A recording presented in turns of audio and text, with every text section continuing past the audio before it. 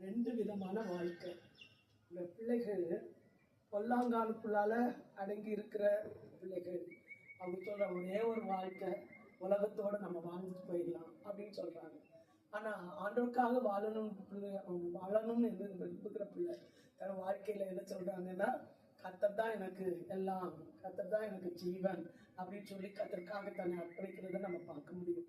இப்போ நமக்காக கர்த்தர் சொல்லியிருக்கிற ஒரே ஒரு வார்த்தை, அவரை விசுவாசிக்கிறவன் நிச்சயமா கர்த்தர் உலகத்தை நேசிக்க மாட்டான், கர்த்தரே அவங்க நேசிப்பாங்க.